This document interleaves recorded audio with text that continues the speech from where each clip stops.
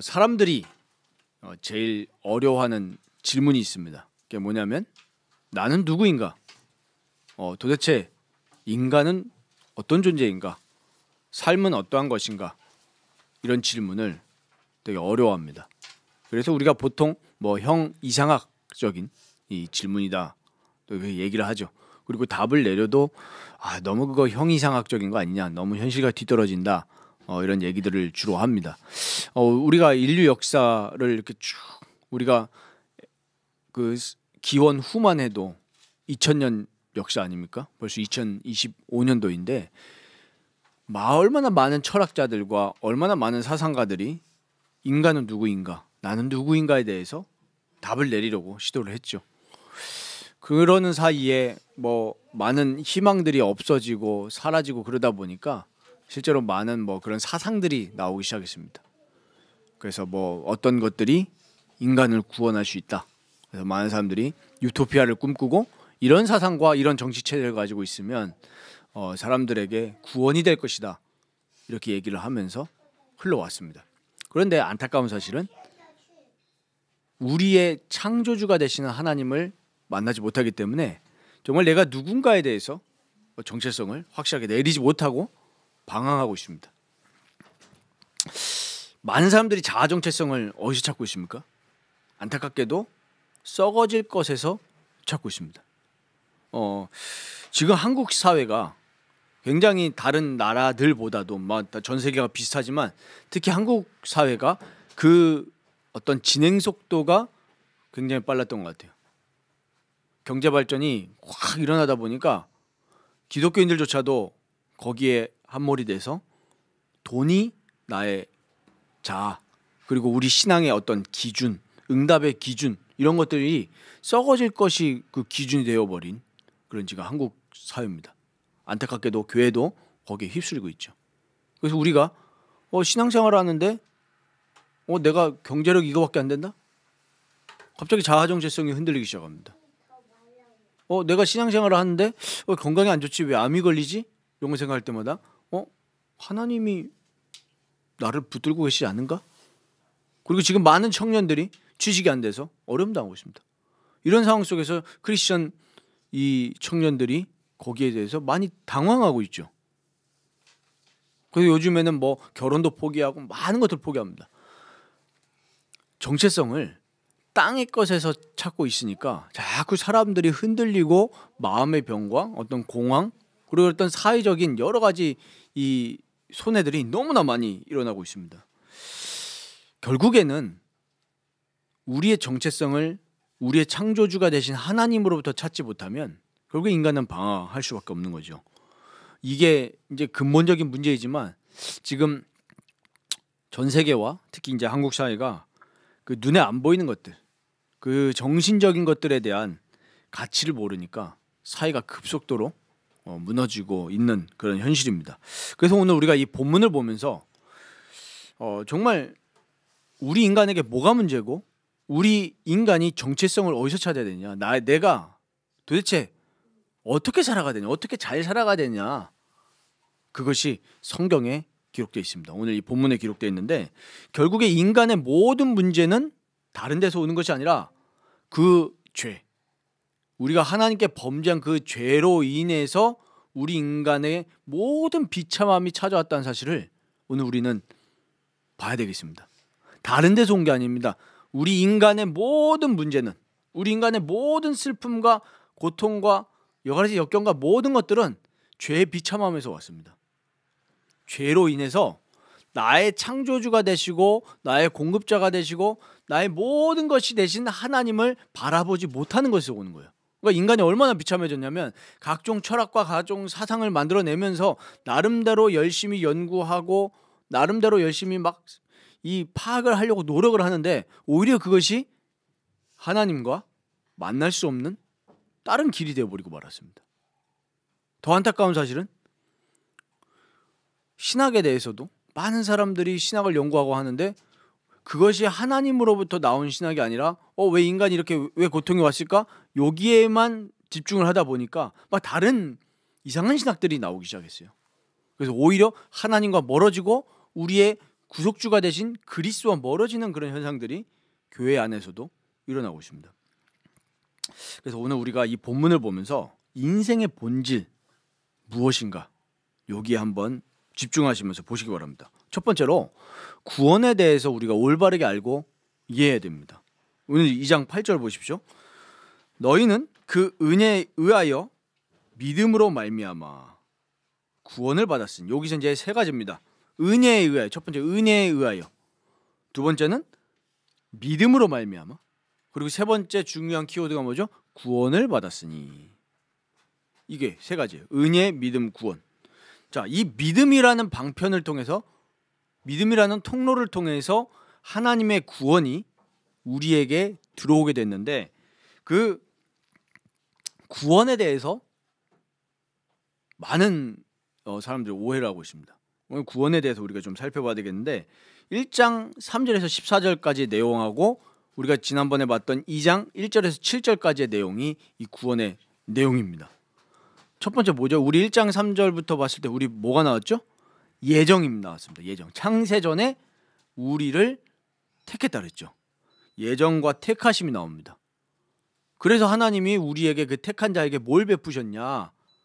우리 인간의 모든 비참함의 근원인 죄, 이 죄를 어떻게 하셨다 그랬죠? 속량하셨다 그랬습니다. 죄의 사함. 그리스도 안에서 그 죄의 사함이 우리에게 왔습니다. 그리고 우리를 어떻게 하셨다 그랬죠? 거룩하게 만드셨다. 죄와 구별되게 만드신 거예요. 이 세상이 죄로 오염되어 있는데 거기로부터 거룩하게 살아나갈 수 있는 근본적인 힘이 그리스도 안에서 우리에게 주어졌다는 거예요. 그게 구원입니다. 그리고 어떻게 우리를 만드셨다고요? 하나님의 자녀, 양자로 만드셨다. 하나님의 자녀로 삼으신 거예요. 그리고 이제 에베소서 2장 1절 3절 무슨 내용이죠? 과거에 우리가 이렇게 살았지 않냐? 그런데 이제 4절부터 7절까지는 어떻게 우리가 살아가냐? 그리스도 안에서 함께 하늘에 앉혔다 그랬죠. 그리스도의 죽음과 부활과 승귀, 높아지심, 보좌에 앉으신 주님과 연합돼서 우리가 이제는 땅에 썩어질 것을 위해서 살아가는 것이 아니라, 땅에 썩어질 것에서 우리 정체성을 찾는 것이 아니라 하늘에서 우리 정체성을 찾는다는 것을 얘기를 합니다. 그런데 이게 우리에게 어떻게 전달됐다고요? 하나님의 은혜로, 우리의 행위가 아니라 믿음을 통해서 우리에게 전달됐고, 이것은 100% 하나님의 선물이다. 이걸 이제 지금 바울이 강조를 하고 있습니다. 그런데 이제 문제는 뭐냐면, 지금 한국교회를 보면은 구원을 우리에게 적용하는 부분이 너무 빈약한 거예요. 사실 우리도 마찬가지입니다. 우리가 한국교회니까요. 우리 너무 구원에 대해서 오해를 많이 하고 있어요. 어떻게 오해하고 있냐라고 하니까, 우리가 구원받았다라고 하면은 칭의에만 머무는 경향이 강합니다. 나 구원받았어. 나 천국 가. 나는 이제 무슨 짓을 해도 지옥에 갈 수 없어. 이렇게 오해하고 있는 사람들이 너무 많은 거예요. 이 구원에 대해서 아주 소극적인 이해를 하고 있는 거죠. 구원에 대해서 성경이 어떻게 말하고 있는지를 풍성하게 보지를 못한 거예요. 그러니까 구원을 어떻게 이해했냐 하니까 그냥 목사님이 말하는 얘기가 구원의 전부예요. 예수 믿고 예수 이름으로 영접하면 하나님의 자녀가 됩니다. 여기서 머무는 거예요. 왜요? 모든 이 그리스도인들이 성경을 안 보거든요. 그 성경 안에 있는 풍성한 구원의 내용을 접하지를 않는 거예요. 그리고 목사들이 또 실제로 이게 안 가르치고, 칭의, 우리를 의롭게 하신 거, 그 의가 우리에게 전가된 거, 거기에만 머무르니까 실제로는 어떠한 안 좋은 현상도 있냐니까, 우리 칭의 전에 뭐가 있습니까? 믿음이 있고 회개가 있고, 그 전에 뭐가 있죠? 중생함이 있습니다. 중생. 우리 구원의 서정에 대해서 지난번에 계속 나눴지만 앞으로도 계속 나눌 텐데, 하나님의 예정이 있고 그 다음에 우리를 부르셨잖아요. 소명.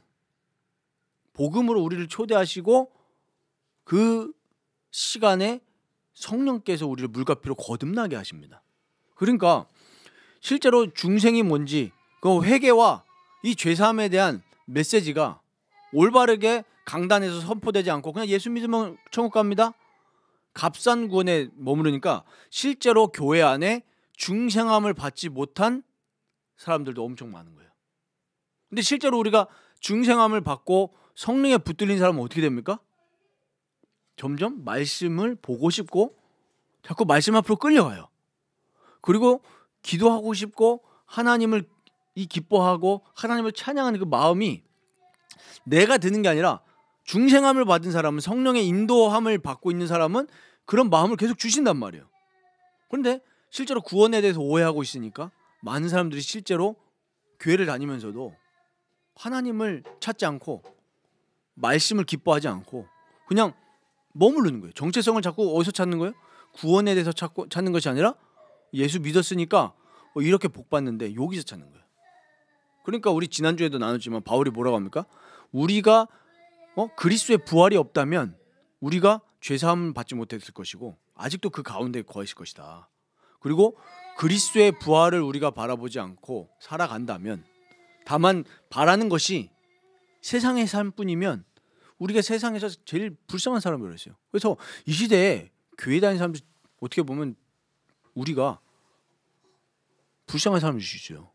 아니요, 그냥 하나 안 믿는 사람은 그냥 자기 멋대로 살아가는데 우리는 이도저도 아니고 발 걸쳐가지고 진짜 바라는 것이 하늘이 아니라 세상의 삶인 거예요. 비참한 거죠. 그러니까 중생함을 받지 못한 사람들이 교회 안에 수두룩하다는 겁니다. 우리가 진짜로 성령께서 물과 피로 우리를 거듭나게 만드셨다고 하면 어떻게 바뀌겠습니까? 신앙생활에 있어서 정말로 오직 예수 그리스도의 보혈과 성령 하나님과의 인격적인 교제를 자꾸 의지하게 돼요. 근데 이제 구원에 대해서 약간 좀 이상하게 오해를 해서 어떻게 하죠? 이걸 의지하는 게 아니라 은근히 나의 공로를 의지하는 거예요. 구원을 오해해서. 구원은 100% 성부, 성자, 성령 하나님의 사역이죠. 우리의 의가 포함되지 않습니다. 근데 이걸 오해하니까 우리가 이 자칫 되게 미묘한 차이인데, 내가 기도를 이렇게 많이 해서 하나님이 역사하셨다. 내가 이렇게 교회 헌신을 많이 해서 하나님이 나에게 복 주셨다. 이런 식으로 오해를 합니다. 이게 기복주의 신앙이죠. 우리가 구원의 서정 이렇게 얘기를 할 때 칭의만 해당이 되는 게 아니라 창세전의 예정부터 시작해서 우리가 천국 가는 그 영화까지 이 모든 게 구원이에요. 그랬을 때 이제 우리가 뭐가 풀리죠? 바울이 얘기했던 빌립보서 2장 12절에 너희 구원을 이루라, 이게 이해되는 겁니다. 왜냐하면 예정부터 우리가 천국에 들어가는 그 영화까지 전부가 구원이거든요. 구원? 그럼 우리가 이거를 그 다음 절 13절에 뭐라고 얘기합니까? 너희 안에서 행하시는 이는 하나님이시다 그랬죠. 하나님이 우리 구원을 이루어 나가시는 거예요. 그래서 이 구원이 뭐예요? 우리의 행위로 나온 게 아니고 오늘 2장 8절에 뭐라고 하죠? 하나님의 선물이라. 그러니까 예정부터, 창세전에 예정한 것부터 우리가 천국 문에 가는 그 날까지 이 모든 구원의 능력과 효력이 하나님으로부터, 그리스도께로부터 성령을 통해서 우리에게 전달된다는 거예요. 그럼 우리가 이걸 봤을 때 빌립보서 1장 6절 보십시오. 너희 안에서 착한 일을 시작하신 이가 그리스도 예수의 날까지 이루실 줄을 우리가 확신한다 그랬어요. 우리 안에서 착한 일을 시작하시니 우리를 구원으로 인도하시는 그 하나님의 계획이 하나님이 이루신다는 거예요. 하나님의 선물이라, 은혜에 의하여 믿음으로 우리에게 그 구원이 전달됐다는 거예요. 그럼 우리가 지금 구원을 받았지만 또 구원을 받는 중이에요. 이 구원을 받는다는 중이라는 말도 이해를 못하고 있잖아요.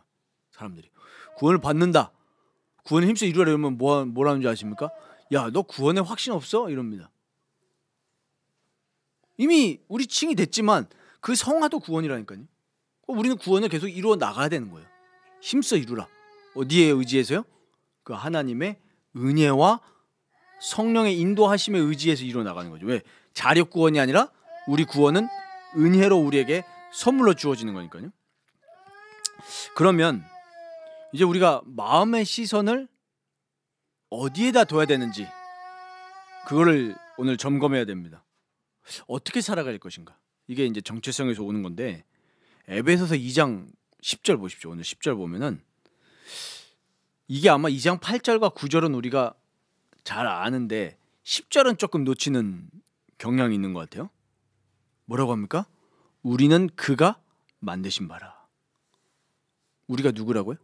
그가 만드신 피조물이에요. 그리스도 예수 안에서 선한 일을 위하여 지으심을 받은 자니. 왜 지으심을 받았다고요? 선한 일을 위해서 지음을 받은 존재라는 겁니다. 이 일은 하나님이 전에 예비하사 우리로 그 가운데서 행하게 하시려고 우리를 만드셨고 우리를 구원하셨다는 겁니다. 그러니까 이 구절에 우리 인간의 모든 정체성과 방향성이 다 들어가 있습니다. 뭐가 담겨져 있죠? 우리는 스스로 생겨난 존재가 아니다. 우리가 인간이 아무리 대단한 것처럼 보여도 우리를 만드신 분은 누구라는 거죠? 하나님이 만드셨다는 겁니다. 근데 우리가 그 생각을 안 해요. 왜요? 죄이니까 안 하는 거예요. 우리 찬양 중에 그런 찬양이죠. 모든 죄인 눈 어두워 보지 못하네. 못 보는 거예요. 나의 모든 삶의 생명의 근원이 하나님으로부터 온다는 사실을 아무도 모르고 있어요. 이게 죄의 비참함이에요. 우리 하나님 만드신 피조물이라는 것을 우리 창세기 1장 27절에 분명히 얘기하고 있잖아요. 하나님이 자기 형상 곧 자기 형상대로 사람을 창조하시되 남자와 여자를 창조하시고 하나님의 분명한 창조를 밝히고 있습니다. 로마서 11장 36절에도 얘기하죠. 만물이 주에게서 나오고 주로 말미암고 주에게로 돌아갑니다. 아멘. 우리가 주로부터 왔고 주로 말미암고 우리는 주로 돌아갑니다. 그래서 성경에 이 지혜자는 뭐라고 고백합니까? 전도서 12장에 청년의 때에 너희 창조주를 기억하라 이렇게 말씀합니다. 정말 우리가 오늘 이 말씀을 통해서 우리의 창조주가 되시고 우리의 구원주가 되시고 우리의 모든 것을 인도하시는 우리 하나님을 기억하시기 바랍니다. 하나님을 기억할 때, 우리가 하나님을 마음에 둘 때 우리 삶의 모든 문제의 원인이 다 풀리는 겁니다. 하나님을 만나는 게 중요한 거예요. 우리가 그 구원, 아까 구원의 서적 얘기하면서 중생이라는 얘기를 제가 말씀드렸는데 거듭난 거죠. 죄로 인해서 죽었던 2장 1절 3절에 허물과 죄로 죽었던 우리가 그리스도와 함께 살리심을 받았다. 중생함을 받은 우리는 지금 어떤 길을 걸어가고 있습니까? 성화의 길을 걸어나가고 있습니다. 거룩하게. 그렇게 걸어나가고 있으니까 오늘 10절 말씀처럼 그 성화의 여정을 걸어나가는 주의 자녀들은 어떤 삶을 살고 싶죠? 선한 삶을 살고 싶은 거예요. 여기서 이제 복음과 율법주의의 차이가 발생합니다. 우리가 구원받았기 때문에 나의 정체성을 발견했잖아요. 그러니까 선한 삶을 사는 거랑 내가 구원받으려면은 선하게 살아야 돼. 이게 아니라니까요. 그러니까 우리가 교회 다니면서도 율법주의 빠질 수 있어요. 내가 어떤 의무감에 책임감에 내가 그래도 이 그리스도인이니까 착하게 살아야 되지 않냐 이런 마음을 혹시 가지고 있다면 진짜 버리시기 바랍니다. 거룩하게 만드시는 우리를 성화되게 만드시고 우리가 선한 일을 살게 하시는 그 모터레이터가 누구예요? 그리스도라는 거예요. 그래서 우리는 그리스도와 연합할 수 있도록 성령의 충만함을 늘 구하면서 살아가야 되는 거죠. 우리의 원동력은 내 힘에서 나오는 것이 아니라 성령과 말씀에서 나오는 줄 믿습니다. 우리는 말씀에 붙들린 삶을 살아야 되는 거죠. 그랬을 때 우리에게 그 선한 삶을 계속 지속해서 살고 싶은 마음과 의지가 나오는 거예요. 이 마음과 의지가 누구로부터 나온다고요? 그리스도께로부터 나오는 겁니다. 우리는 그리스도께 딱 붙들려야 될 줄 믿습니다. 그리스도께 붙들릴 때 삶의 목적과 방향과 방법이 발견되어지는 거죠. 그리스도 안에서. 그래서 오늘 우리가 10절 보면은 우리 존재의 근원과 삶의 목적의 근원이 누구시라는 거예요? 그리스도 예수라는 것을 우리는 발견할 수 있습니다. 그러니까 우리가 정말 그리스도께 붙들리는 것만이 정말 우리 삶의 원래의 목적과 방향대로 살아갈 수 있게 되는 것입니다. 그럼 우리가 어떻게 이 말씀을 결론을 내고 우리 삶에 적용을 해야 될까라고 했을 때 우리가 해야 될 건 딱 한 가지밖에 없습니다. 우리에게 구원을 베푸신, 오늘부터 우리 라이프교회 성도님들은 구원이라고 했을 때 이 구원의 서정 전체를 깔고 보셔야 됩니다. 그냥 칭의 이거에서 끝나는 것이 아니라 성화, 이 성화를 이루신, 이 우리의 구원을 이루시는 그 하나님을 우리가 이해를 해야 되고요. 그 구원을 이루어 가시는 하나님께 우리는 엎드려야 됩니다. 엎드리시기 바랍니다. 제가 그 지난 주간에 그 존 오웬 우리 목사님 쓰신 성령이 이끄시는 기도책을 다시 보면서 마음속에 감동한 게 있습니다. 죄인은 올바르게 신성을 느낄 수가 없다는 거예요. 아니 그렇잖아요. 해 뜨는 거 보면서 하나님 생각합니까? 사람들이 새 일출 보러 가잖아요. 일출 보면서 하나님 생각하나요? 안 하잖아요. 안 하는 게 아니라 못 해요. 이 태양을 띄우시고 천지 만물을 붙들고 계신 분이 하나님이라는 것을 생각 안 하잖아요. 근데 우리 그리스도인들은 해를 보면서 저절로 무슨 생각이 들죠? 주 하나님 지으신 모든 찬양이 나오잖아요. 네. 그게 그리스도인들입니다. 제가 코로나 때 저 어디입니까? 저 북한산 여기 옆에 그 도봉산을 제가 한번 갔는데 코로나 때 사람이 없잖아요. 그러니까 진짜 산을 많이 갔었는데 그때 도봉산 옆에 그 도봉산 정상 가기 전에 제가 그 되게 험한 계곡으로 이렇게 마지막에 갔거든요. 근데 사람들 안 올라가는 봉우리에서 남자 넷이서 이 찬양을 부르는 거예요. 근데 제가 그때 지금 생각하면 제가 그때 상태가 안 좋았던 것 같아요. 뭔 산에서 민폐냐 이러면서 진짜 산에 사람이 아무도 없었거든요. 근데 저도 그리스도인이면서 그 정상에서 남자 넷이서 좀 젊었던 것 같아요. 성악한 사람들이 목소리가 엄청 커요. 막 찬양을 하는데 속으로 욕했어요. 막 왜 저 못 민폐냐 이러면서. 근데 지금 생각해 보니까 아니 그렇잖아요. 그 산에서 하나님 창조하신 거 보는데 진짜 그리스도인이라면 그 하나님 찬양할 수밖에 없잖아요. 물론 뭐 많은 사람이 있었다고 하면 민폐지만 사람 없으니까. 제가 그걸 이제 돌이키면서 정말 우리 하나님의 구원을 오로지 신뢰하는 사람들은 하나님을 찬양하고 엎드릴 수밖에 없다는 거예요. 그러니까 그 존 오웬이 말하는 게 진짜로 신성을 인지하고 있는 사람은 하나님께 엎드릴 수밖에 없다는 거예요. 아침에 일어나시면서 하나님께 엎드리십니까? 아니면 오늘 또 출근해야 되네 이러면서 일어나십니까? 학생들 또 오늘 학교 가네. 조금 괴로울 수는 있습니다. 우리가 출근하는 게 사실 쉽지 않잖아요. 저도 공장 다닐 때 쉽지가 않더라고요. 그래도 그러니까 더 엎드려야 되는 거예요. 하나님 오늘 나에게 힘을 주옵소서. 왜? 우리 인생의 모든 근원이 하나님께로부터 온다니까요. 생명의 근원, 물질의 근원, 우리 모든 건강의 근원이 하나님께 있습니다. 그러니까 엎드려야 돼요. 저도 이제 저희 딸이 이제 다음 주 이제 요번 주죠. 요번 주 화요일 날 드디어 또 예비 소집을 가는데 기도가 되는 거예요. 뭐가 기도가 되냐? 하나님께 엎드리게 되는 거죠. 얘와 만나게 될 모든 만남들을 두고 기도하게 되더라고요. 진짜 하나님 만남 가운데 복을 주옵소서. 그게 단순히 복 받겠다는 게 아니잖아요. 기복주의가 아니라 만남의 근원이 하나님이시라는 것을 인정하는 거죠. 우리가 하나님께 엎드려야 돼요. 그래서 하나님의 뜻대로 살아갈 수 있도록 정말 하나님의 그리스도 예수 안에서 우리에게 뜻하신 것처럼 선한 일을 행하면서 살아갈 수 있도록 우리는 하나님께 엎드려야 되는 겁니다. 그래서 빌립보서 2장 13절에 너희 안에서 행하시는 이는 하나님이시니 뭐라고 하십니까? 자기의 기쁘신 뜻이라고 그랬어요. 분명히 하나님이 우리를 선한 일을 위해서 자기의 기쁘신 뜻을 위해서 우리에게 하나님의 소원을 우리 마음속에 집어넣으셔서 행하게 하신다는 거예요. 그래서 오늘 말씀을 마무리하면서 이렇게 살아가야 되려면 경건의 시간이 그래서 중요한 겁니다. 경건에 대해서 뭐라고 말씀드렸죠? 담배 안 피고 술을 안 먹는 게 경건이 아닙니다.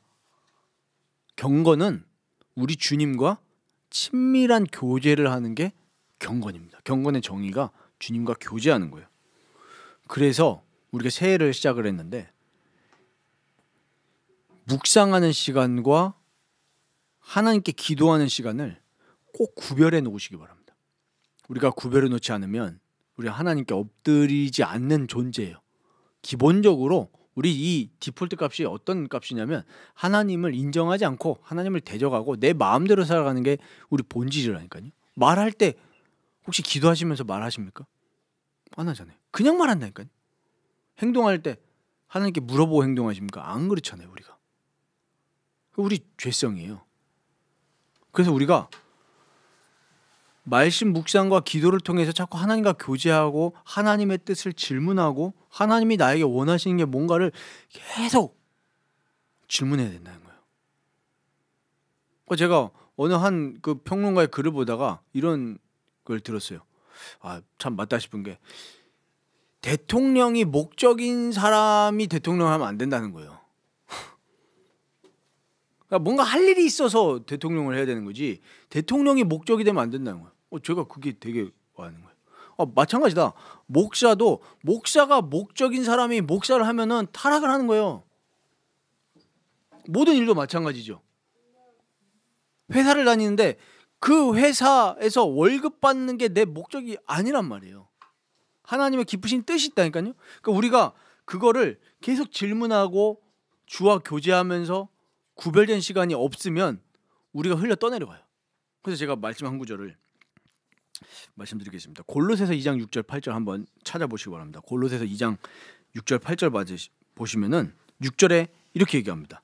그러므로 너희가 그리스도 예수를 주로 받았으니 주. 그리스도 예수는 우리의 하나의 그냥 소원을 이뤄주는 요술램프가 아니라 주라는 거예요. 주. 우리의 로드.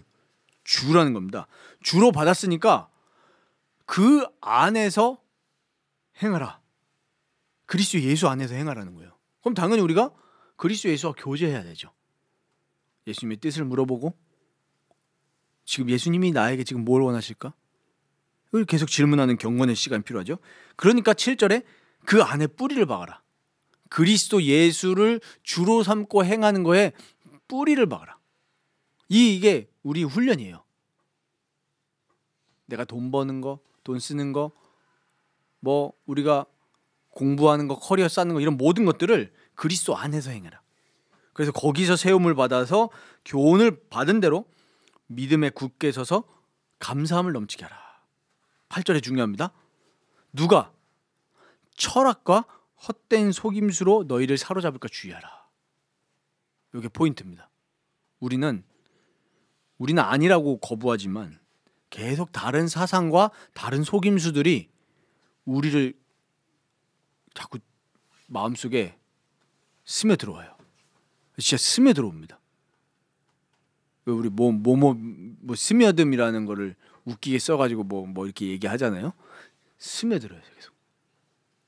우리가 경건의 시간, 말씀을 묵상하고 주님과 교제하고 주님의 뜻을 물어보고 하루를 정리하면서 내가 회개할 거 회개하고 정말 내가 다시 거룩의 길로 어떻게 나가야 될까 이런 질문의 시간이 없으면 우리는 하루 동안 다른 철학과 헛된 속임수가 젖어들어서 그렇게 살아가요. 그래서 그리스도 예수를 주로 삼지 않고 살아가게 됩니다. 그래서 저는 이 시대에 아르테미스 신전은 스마트폰이다. 스마트폰에서 정말 많은 뉴스와 사람들 얘기하는 거, 뭐 커뮤니티 이런 데서 보잖아요. 그러면 거기에서 그리스도 예수를 주로 행하는 사람들이 글을 쓰고 미디어를 막 내놓는 게 아니잖아요. 거기에 영향 받습니다. 막 사람들이 헬조선이라 그러죠. 거기에 왜 우리가 영향을 받아야 됩니까? 많은 청년들이 취직 안 된다, 우리나라 망했다, 여기 영향 받으면 살잖아요. 그렇게 되지 말라는 거예요. 설령 그렇다 할지라도 우리는 우리의 주가 그리스도 예수예요. 정치인이 우리의 주가 아닙니다. 그렇잖아요. 대통령이 우리의 주가 아니에요. 우리의 주는 만왕의 왕 예수 그리스도인 줄 믿습니다. 예수 그리스도 안에서 살아가는 사람이 왜 자꾸 불평을 하고 막 나라 망했다 이런 소리를 하면서 합니까? 그러면 안 되는 거죠. 왜? 나라가 망해도 우리는 망하지 않습니다. 왜요? 우리는 대한민국 국민이기 전에 하나님의 나라의 백성이기 때문에 그렇습니다. 지난주에 말씀드렸잖아요. 하나님은 모든 왕과 모든 이 사상들 무효하게 하시는 분이에요. 우리는 하나님 앞에 엎드려서 정말로 하나님이 나에게 뜻하신 거, 하나님이 나에게 원하시는 거, 이거를 질문하는 그 말씀 묵상과 기도 시간, 이 합쳐서 경건의 시간을 꼭 가지시면서 우리에게 베풀어 주신 그 구원을 마음껏 만끽하고 누리시면서 살아가시기를 주님의 이름으로 축원드립니다.